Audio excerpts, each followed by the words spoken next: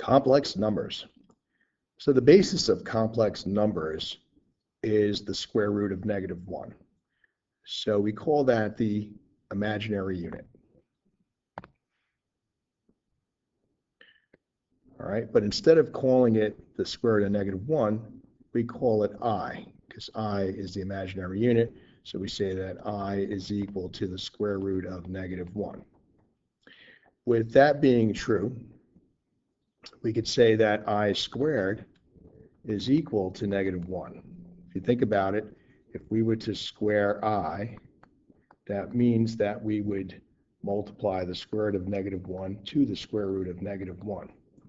And just like any square root, whenever we multiply the same number, when we square the radical, we get the number that's under the radical, in this case, -1, right? Because if we had the square root of 2 times the square root of 2, that would give us 2, right? Square root of 4 is 2. Same thing with 3. If we had the square root of 3 times the square root of 3, we'd get a 3, the number underneath the radical, because the square root of 9 is 3. And if you think about it, you could do that with 4, 5, and 6, go on and on and on with as many numbers as you like. You'll always get the number that's underneath the radical. So again, the imaginary unit I equal to the square root of -1. If we square I, then I squared would equal -1. Now we could use this concept to simplify radicals. So for example, here, if you have the square root of -1, if you recall, when we were simplifying radicals with real numbers, we would find factors that were perfect square factors. So for example, here, we could break it into factors of the square root of -1 and the square root of a. Well, we know the square root of -1 is equal to I, so we wind up with I, and a stays in the radical, so I square root of a. Doing it with a particular number, like square root of -5, again, we could factor that out to the square root of 5 times the square root of -1. Our perfect square factor is square root of -1, which becomes I, so we wind up with I square root of 5. All right, so we can simplify radicals using this concept. If we see here they want us to write the square root of -18 by using an imaginary unit I, so again, we're going to factor it down into its perfect square factors. So we can do the square root of 9 times the square root of 2 times the square root of -1.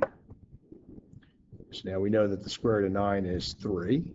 We know that the square root of -1 is I, and that leaves 2 in the radical. So we can write the square root of -18 as 3I square root of 2.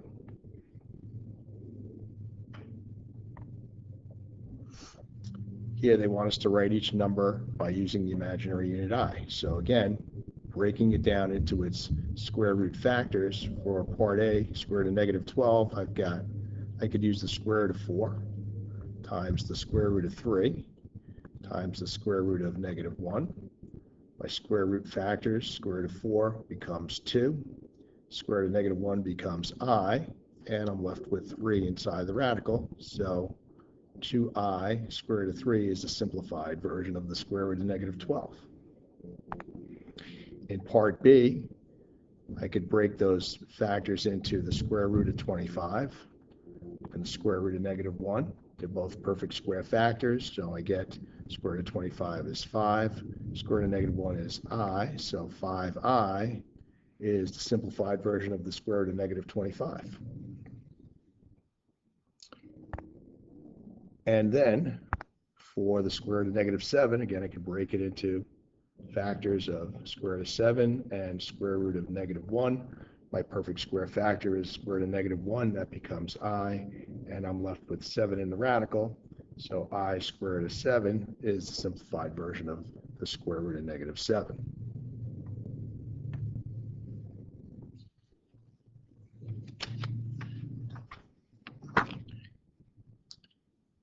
Now, complex numbers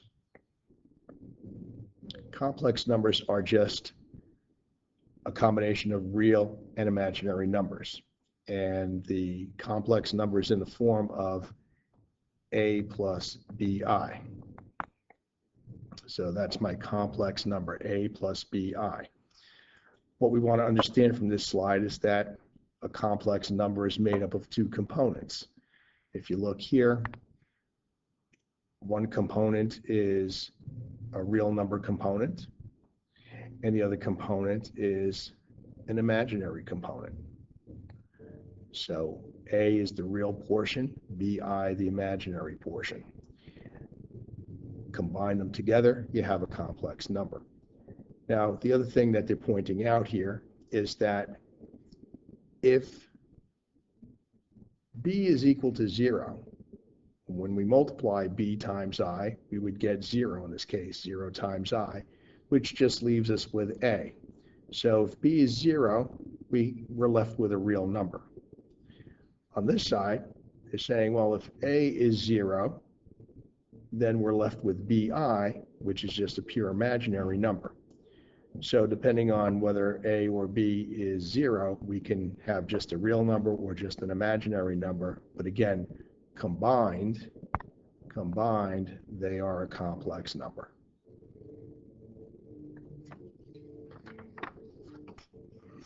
Now, as far as these complex numbers, we can graph them. And rather than graph them on the coordinate plane, we can graph them on the complex number plane. The complex number plane has two axes. The horizontal axis is the real axis, and the vertical axis is the imaginary axis. So to graph it, we're going to graph an ordered pair, A and BI.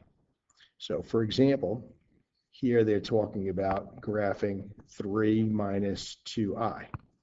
Well, the real component is the x-axis, so we're going to go 3 units to the right, and negative 2i is the imaginary component. We're going to go down by 2 units.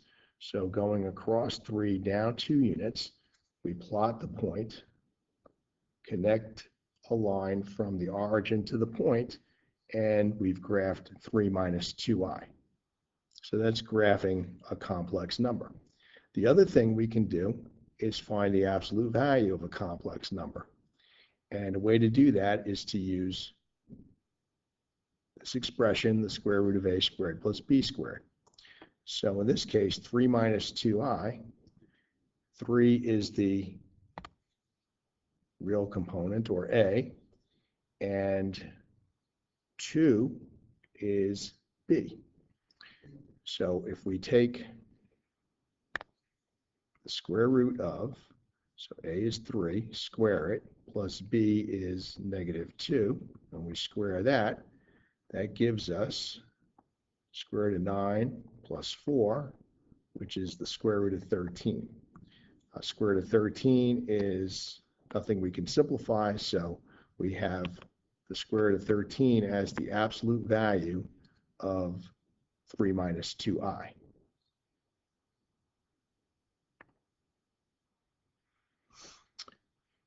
Here they want us to graph and find the absolute value of negative 5 plus 3i.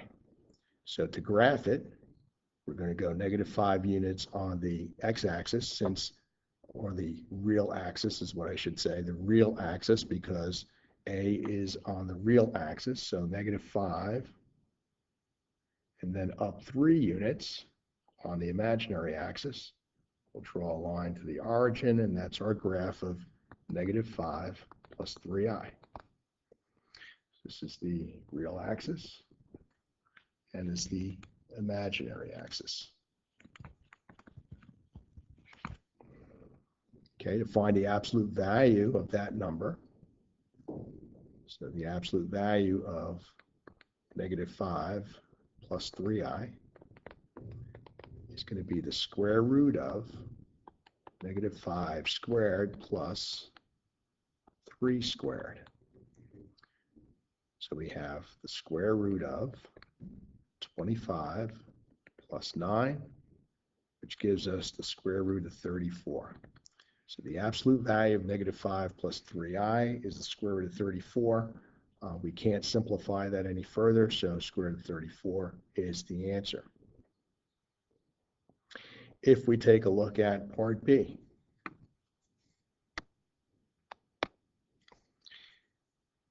so here we have no real component. We have a pure imaginary number. So to graph 6i, we would just go up 6 units on the y-axis, or the imaginary axis rather.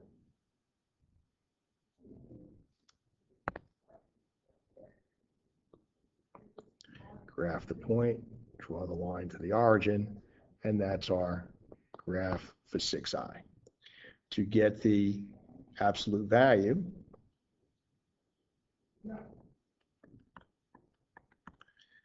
we take the square root of, so a is 0 in this case, and b is 6. So that would give us the absolute, or the square root rather, of 36. And square root of 36 is 6, so the absolute value of 6i is 6.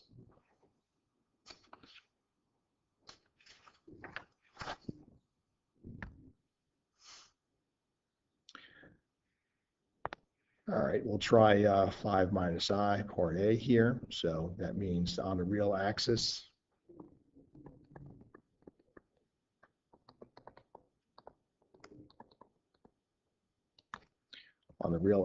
we're going 5 units to the right, and on the imaginary axis, we're going down 1 unit. Draw a line from the origin, and that's our graph of 5 minus I. To get the absolute value of 5 minus I, that's the square root of 5 squared plus -1 squared. So square root of 25 plus 1. So the square root of 26 is the absolute value of 5 minus I.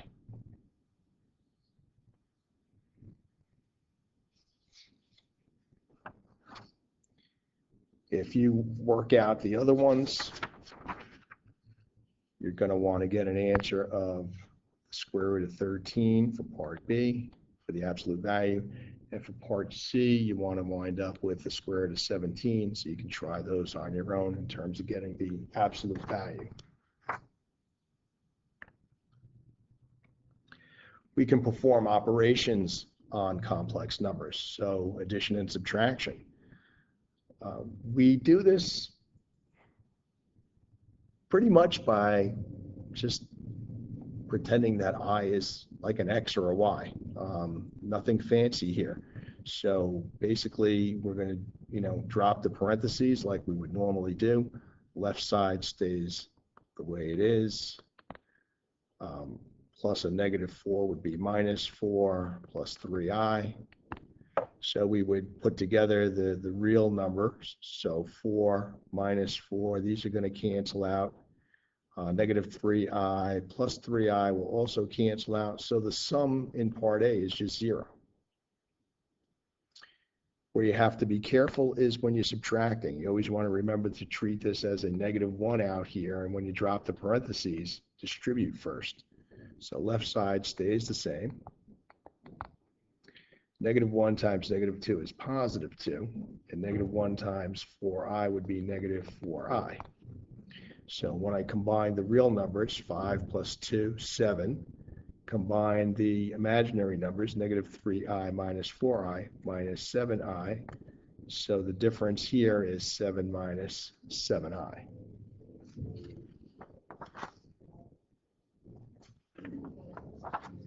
So when you're adding and subtracting, just like you would normally do if I were any other variable. Here they're looking for the product. So again, just like you've done with any other type of multiplication with variables, you see that in part A you would have to distribute the 3i. And in part B, you have to use the FOIL method to multiply the two binomials together. So let's start with part A. If I take 3i times -5, I get -15i. Distribute the 3i to the 2i, and we get 6i squared. if we remember now, we have to simplify this. 15I plus 6. Remember, I squared is negative 1. So wherever we see an I squared, we have to substitute in negative 1. That'll give us 15I minus 6. And then if I put this in A plus BI form, I would have negative 6 come first minus the 15I. And that would be the product of 3I and negative 5 plus 2I. In part B, we have to FOIL. So 4 times negative 1 is negative 4. 4 times negative 2I, negative 8I. 3I times negative 1, negative 3I. And 3I times negative 2I, negative 6I squared. So we want to start to simplify this. So negative 4. So negative 8I minus 3I is negative 11I. And then I have minus 6 times negative 1 because I squared is negative 1. That gives us 4 minus 11I plus 6. So now combining the real numbers, negative 4 and 6 gives us 2 minus 11I. And we're simplified and in A plus BI form.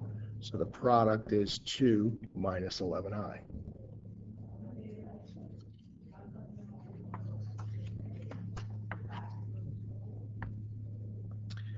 And division. So when we divide, what we want to do is multiply by the conjugate. So if we look at part A, the conjugate is going to be negative 3I over negative 3I. So now in the numerator, we just have to distribute the negative 3I to the 9 plus 12I. So negative 3I times 9, negative 27I. Negative 3I times 12I, negative 36I squared. In the denominator, we've got negative 9I squared. Now we need to simplify now that we have the multiplication completed. So we're going to have negative 27I minus 36 times negative 1. We'll have negative 9 times negative 1 in the denominator. All right, so next we have negative 27I plus 36 over positive 9. I can take out a GCF in the numerator. Greatest common factor would be 9. That gives me negative 3I plus 4 over 9. These 9s would cancel out. And in A plus BI form, I've got 4 minus 3I. So the quotient of 9 plus 12I over 3I is 4 minus 3I.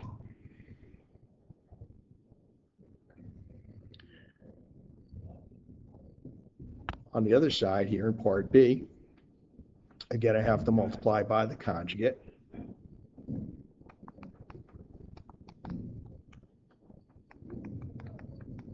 So the conjugate is going to be 1 plus 4I over 1 plus 4I. So here we have to use the FOIL method to get this done. So we'll start with 2 times 1 is 2. 2 times 4I is 8I. 3I times 1 is 3I. And 3I times 4I, 12I squared. Okay, in the denominator, 1 times 1 is 1. 1 times 4I, 4I. Negative 4I times 1, negative 4I. And negative 4I times 4I, negative 16I squared. Okay, to simplify, we've got 2, 8I and 3I, 11I, plus 12 times negative 1. Okay, here the 4I and the negative 4I eliminate one another. I have 1 minus 16 times negative 1. Okay, remembering again, I squared is negative 1. That gives us 2 plus 11I minus 12 over 1 plus 16. So finally, we've got negative 10 plus 11i over 17. And in a plus bi form, we can write it as negative 10 17ths plus 11 17ths times I.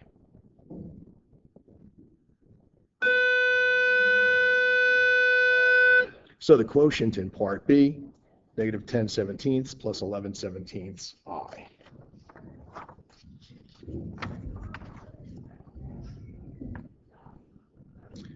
Okay, and then one last thing regarding the complex numbers, the powers of I. So what we have to know here is, let's think about this. We have 0 power equal to I to the first power equal to I squared equal to negative 1, and I cubed equal to negative I. All right? If you think about that one, it's I times I squared for I to the third power. So I squared is negative 1, so it'd be I to the first times negative 1, which gives you negative I, which is what we have for I cubed.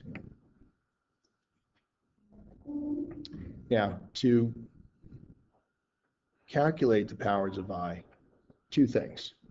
Step 1,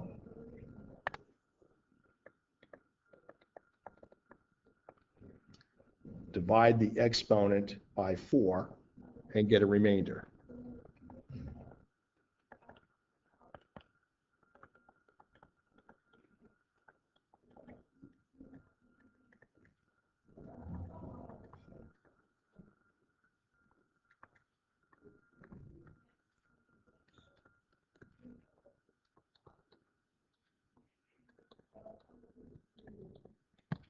Step 2, match the remainder with one of the 4 exponents that we showed up top in red.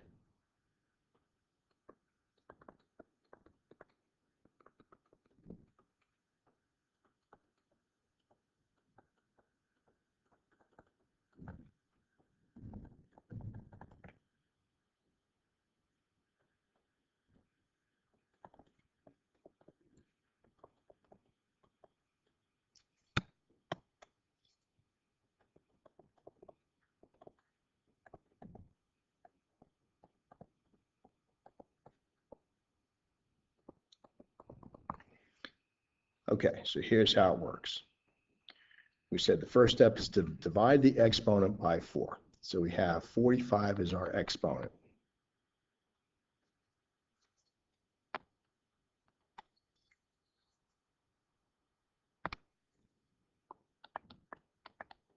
We're going to divide that by 4.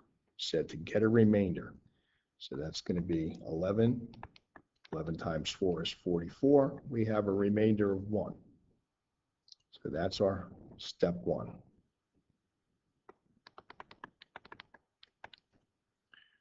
Step 2, we said to match that remainder with one of these 4 exponents.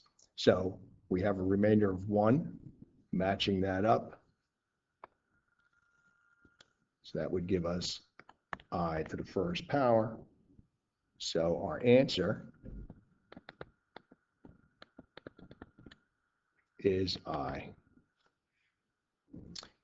In the second example, we take the exponent and divide by 4.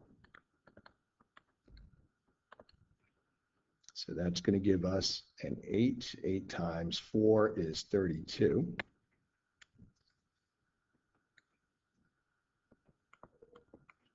That leaves us a remainder of 3. So that's I cubed. And the answer for I cubed would be negative 1. So it's just dividing, get a remainder, match it up with one of the four exponents here in red, and use the answer that comes with it, and you're all done.